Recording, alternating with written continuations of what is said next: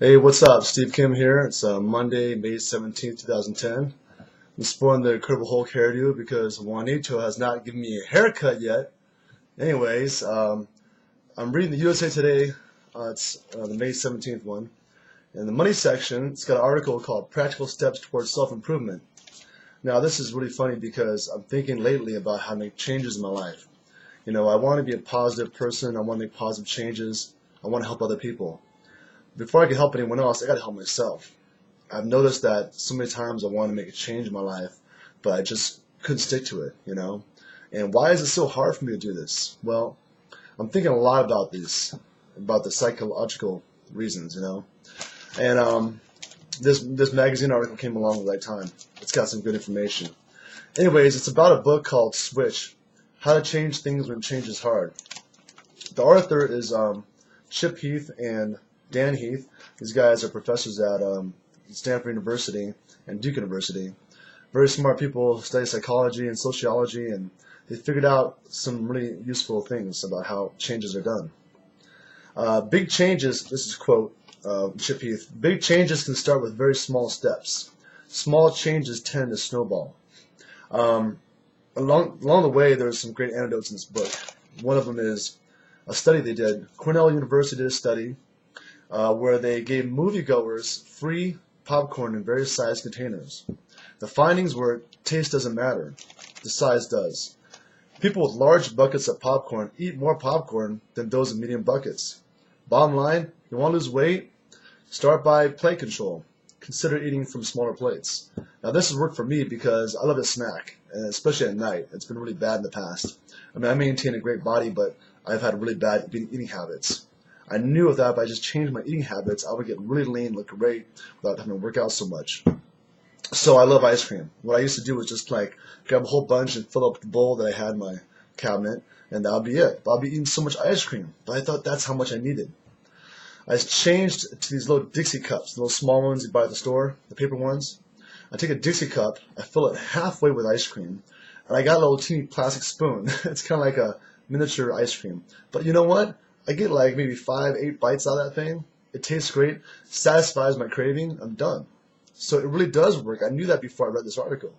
So anyways, another quote: when change works, it tends to follow a pattern. The people who change have clear direction, ample motivation, and a supportive environment. Of course, it's all true. Here's something else. The basic problem is the brain has two independent systems at work at all times. First, there's what we call the emotional side. It's the part of you that is instinctive, that feels pain and pleasure.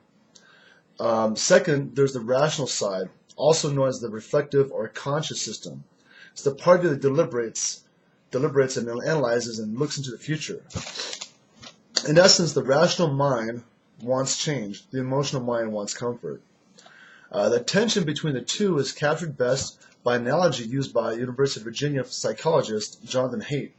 And he quotes, "Our emotional side of our brain is like the elephant, and our rational side is its rider. So perched atop the elephant, the rider holds the reins and seems to be the leader. But the rider's control is precarious because rider is so small compared to the elephant." Now, most of us are all too familiar with the situation where the elephant overpowers the rider. You've experienced this if you've overslept, pigged out, skipped the gym, or refused to speak up in a meeting because you were nervous.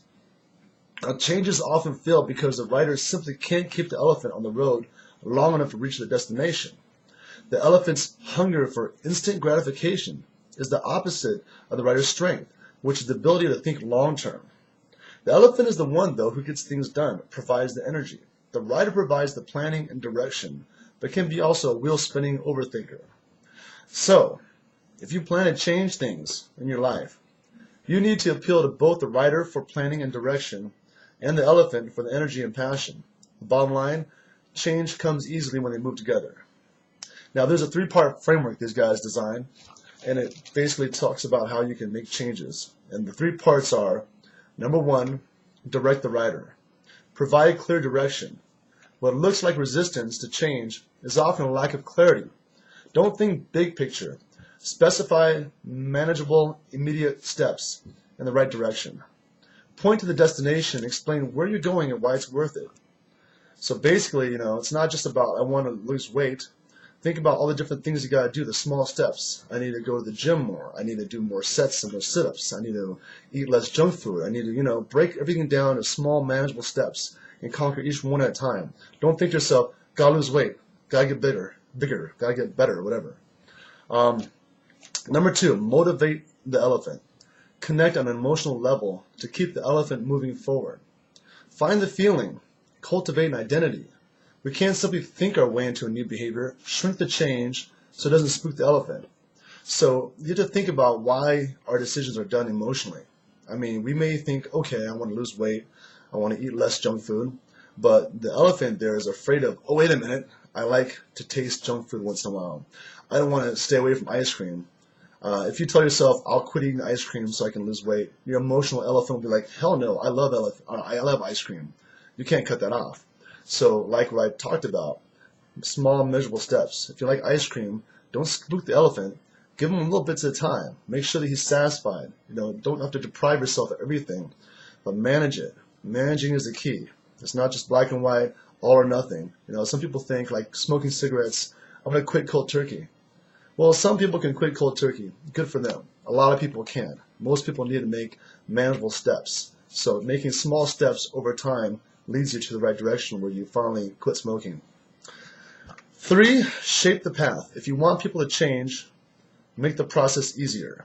So, maybe, if you're tempted by ice cream, like for example, I shouldn't buy tons of ice cream. Maybe I can buy a little bit at a time. Maybe drinking, for example, like I don't drink unless I'm out. I never have the need to drink alcohol unless I'm socializing. And I can go back and think about why I want to socialize. Well, I work 24 hours a day, 7 days a week. I work my business nonstop. So I'm often alone in my office doing my work. And after a while, being alone, having no girlfriend, you get kind of bored and you kind of need some companionship. So I want to go out and socialize, make friends, meet people. And when you go out in Las Vegas, of course, everyone's handing you drinks. So I knew that was going to be a problem if I just keep associating drinking alcohol with making friends, I can't just say quit drinking 100% cold turkey because I've said that 1,000 times and my friends know that. It's never happened. And probably for a lot of you it will never happen either because you're, again, spooking the elephant. The elephant emotionally wants to still go out in the sea and have fun, enjoy a drink or two with the right people. Okay, so what do you have to do? You have to manage your drinking. And I never thought that was so important until just now. So my goal is to, resist the temptations that make me want to go out, put in its place, and if I do go out, really manage the drinking and making sure that I'm just socializing and not getting carried away. Because even one night a week going out is enough to affect you. Like if I drink too much, I feel like crap the next day. It affects me in my working out, my working my business, everything emotionally. So I'm going to make small changes every day. Every time I make a decision, I think about if that decision is the right thing. That goes in line with this right here. This is self-discipline, which when I got it, I really meant that I want to have the most self-discipline as possible. But it's not just about getting a tattoo. That's going to make the difference. It's about me thinking about every decision I make and whether it's the right one. Because every good decision leads you to the right place. Every bad decision takes you backwards. Simple math, So anyways, enough blah, blah, blah. I hope this helps out, I like to share my thoughts. I like to help people out. I believe in karma, make the world a better place. So if I can change my life, then so can you. So good luck to all of us, and hope it works out for you. All right, peace.